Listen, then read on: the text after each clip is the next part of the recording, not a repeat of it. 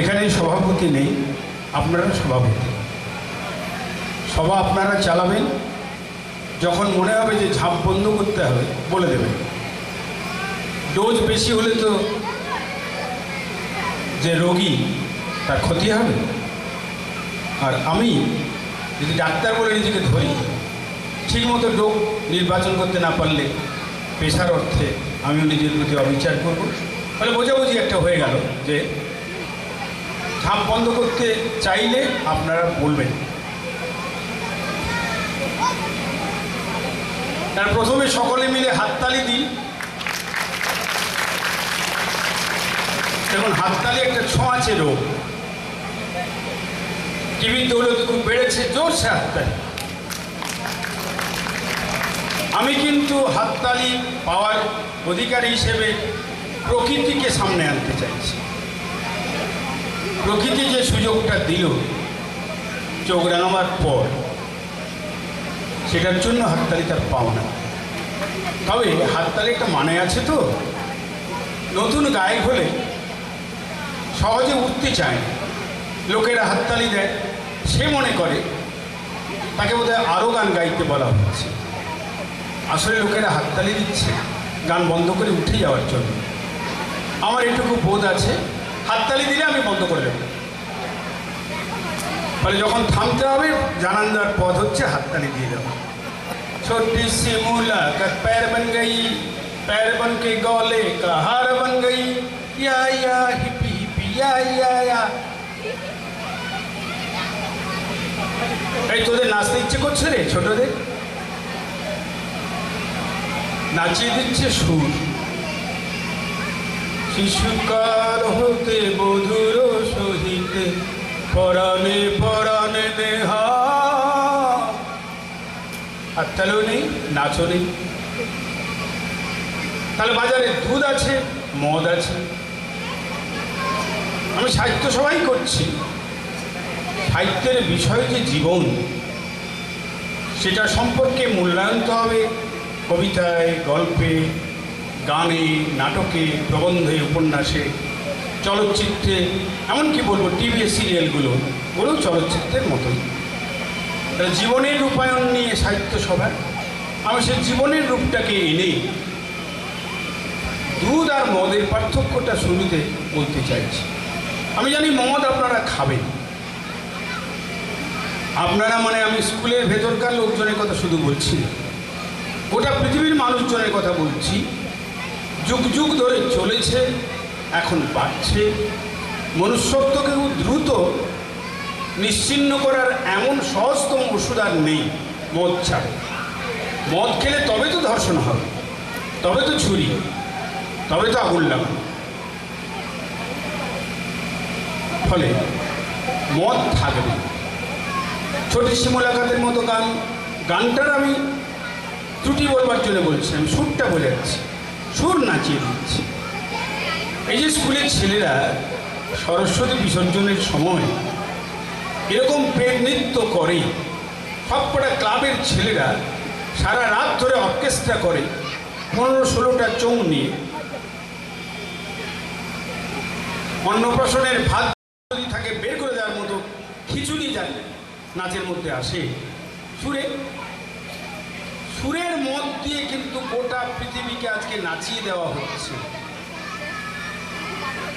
ফলে এখন যদি আফসোস করেন সন্ধেবেলা আর আগের মতো রামায়ণ পাঠ নেই, মহাভারত পাঠ নেই, গীতা নেই, ভাগবত নেই, কিছু মুসলিমীয় ধর্মের লোকেরা করলেও করতে পারে, মূলত হালকা নাচ গানের চর্চা বাড়ছে। তাহলে এর পাশে পাল্টা সুর আমাদের সৃষ্টি করতে হবে, যেটা আমি ওই জ্ঞানদাসের একটা পদ, কীর্তনের পদ গেয়ে দিলাম। শিশুকাল হতে বধুর সহিতে পরাণে পরাণে। এটা বৈষ্ণব কবি জ্ঞানদাসের একটা কবিতা বা পদের লাইন। যখন সুর যেমন করে দাঁড়িয়ে আছে কীর্তনের, নাচতে পারবেন না। তাহলে কীর্তনের সুরের মধ্যে মদের উন্মাদনাকে ঠেকাবার মতো কিছু বৈশিষ্ট্য আছে। এই চর্চাটা হওয়া দরকার, খুব বেশি করে হওয়া দরকার। আমি আরেকটা গান, ওই একবার খেয়ালি সঙ্গের একটা অনুষ্ঠানে পুরো আলোচনাটা গানের উপরে করছিলাম। তো প্রিয় একটা বাংলা গান দিচ্ছি আমার মূল জায়গাটা শোনার জন্য বা আপনাদের যাওয়ার জন্য। কিশোর কুমারের একটা বিখ্যাত গান, খুব চালু গান, লুকোচুরি ছবির গান, এককালে আমাদের ছাত্র যুগের গান। এক পলকে একটু দেখা, আরো একটু বেশি হলে ক্ষতি কি। এই গানটা শুনলে একটু নাচতে ইচ্ছে করবে, ফোগলাদাদের বুড়োদেরও মনে হবে, লোকে দেখলে একটু লজ্জা লাগবে বলে পায়ের তলাটায় একটু খেলা শুরু হবে। হলোই যখন পথে যেতে হঠাৎ পরিচয়, তখন আড়ালটুকু সরে গেলে হয় গো ভালো হয়। ফলে এই স্কুলের বা যে কোনো স্কুলের ছেলে মেয়ে টিউশন পড়ে ফেরার সময় এই গান যখন শুনবে তখন মনে আড়ালটুকু সরে গেলে ভালো হয়। সুরের মধ্যে এমন একটা চটক চমক আছে, আপনি আকৃষ্ট না হয়ে পারবেন না। আমি গানের ত্রুটি বলছি না, সুরের ত্রুটি বলছি না। যারা সুরের জগতের লোক তারা আমায় ভুল বুঝবেন না। আমি যেটা বোঝাতে চাইছি, কেমন গান লিখব, কেমন সুর দেব, তার বাণী কেমন হয়, ভাষা কেমন হবে, এটার ভিত্তিতে কিন্তু গানের চর্চাটা করা উচিত। তো রবীন্দ্রনাথের একটা গান নিন পাশে, ওই এক পলকে একটু দেখা, একটুকু ছোঁয়া লাগে, একটুকু কথা শুনি। এও তো এক পলকের একটু কথা, একটু ছোঁয়া।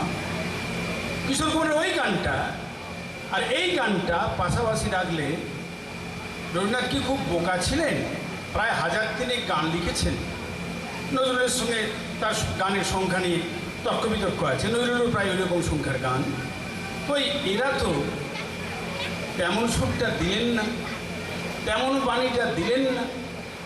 কোনটা দুধ কোনটা মদ আপনাকে নির্বাচন করে আপনার ছেলে মেয়েদের জন্য পরিবেশন করতে হবে। এটা ক্লাস 5 থেকে পড়ানো যায় না। মাস্টার মশাইরা এই 5 থেকে মানে ভিত থেকে এই ধারণা দিতে পারেন কোনোভাবে। প্রতি মনীষীর জীবনচর্চার সময় ছুটি হয়, নেতাজির ছুটি, গান্ধীজির ছুটি, একবারও কি স্কুলে চর্চা হয়? আজকে গান্ধীজির জন্য ছুটি হচ্ছে রে, ছুটির পরের দিন কি সব মাস্টার তার ক্লাসে একটু গান্ধী সম্পর্কে কিছু বলেন? 1 মে সারা পৃথিবীর ছুটি, তাহলে 1 মে কেন এলো? এটা নিয়ে কি সব মাস্টার তার ক্লাসে কিছু বলেন? ছুটি পেয়ে গেলাম, কি তাৎপর্য মাস্টারমশাইরা বলছেন? বলতে হবে। তাহলে ওই দুধের দিকে যাওয়া হবে। আক্ষরিক অর্থে দুধ বোঝাচ্ছি না, ভালো দিকে যাওয়া হবে। চর্চা শুরু করতে হবে মাস্টারদের মধ্য থেকে। আমি যে বয়সে এসেছি, আমি নিশ্চয়ই বন্ধু হিসেবে, ভাই হিসেবে, বোন হিসেবে মাস্টার এবং দিদিমণিদের বলতে পারি, একেবারে গোড়া থেকে ধরা দরকার। ও ভালো নয়, সে ভালো নয়, ও ভালো নয় বলে তো লাভ নেই। কাউকে না কাউকে তো একটা বাতি জ্বালতে হবে। একটা বাতি জ্বললে তো আরও 5টা বাতি জ্বলবে। ফলে আমাকে তো শুরু করতেই হবে। শিক্ষকতার চাকরি তো শুধু আলু বিক্রির মতো ব্যাপার নয়। এখানে মানুষের চরিত্র আদর্শের কথা তো ভুললে চলবে না। কারণ আমি শিক্ষক হলেও তো মানুষ, আমারও তো ছেলে মেয়ের মানুষ হওয়ার ব্যাপার আছে। ফলে এই যে মানুষ হওয়ার প্রশ্ন, এটা যদি আমি একটু একটু করে চর্চার মধ্যে নিজেকে না আনি, আর যাদের নিয়ে আছি, ছেলে মেয়েদের নিয়ে তো আছি, এদের মধ্যে না আনি, তাহলে কিন্তু গোলমাল হয়ে যাবে।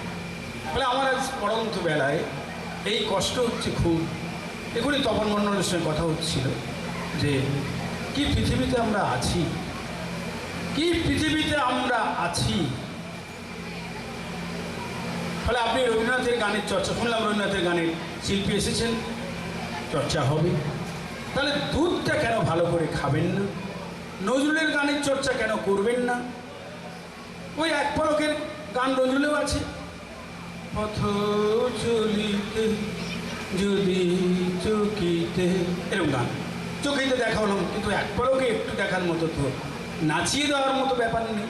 তাহলে এরা কি বললাম, যেটা বোকা পুনরাবৃত্তি করছে, যে এত গান লিখলেন কেন এরকম সুর দিলেন না?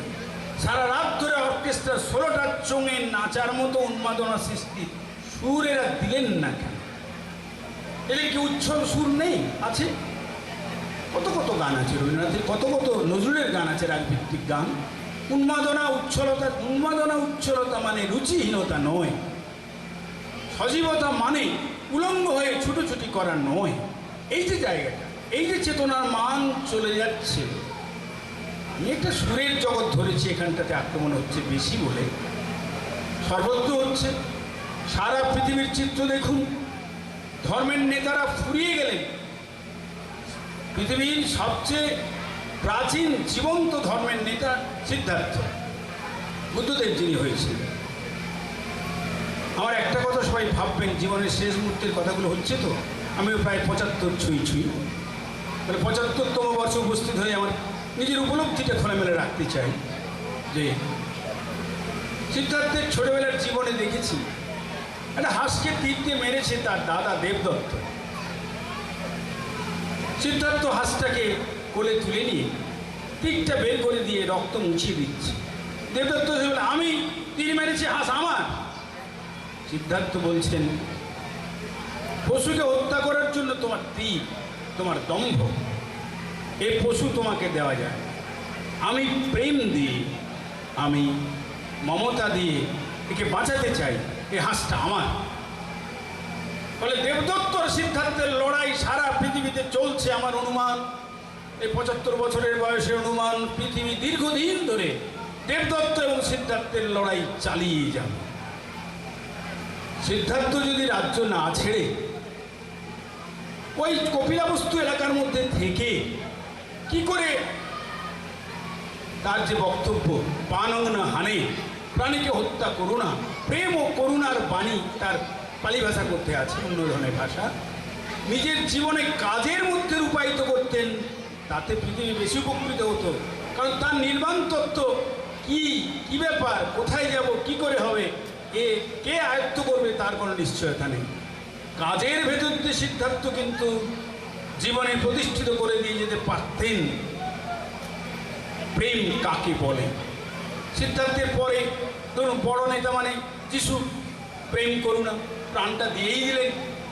হে ঈশ্বর, তুমি ওদের ক্ষমা করো, ওরা আমাকে পেরেক ফুটিয়ে মারছে। আমার প্রিয়তম শিষ্য যোসেফ বিশ্বাসঘাতকতা করছে, করুক, তুমি এদের ক্ষমা করো, ওরা জানে না আমি ওদের কত ভালোবাসি।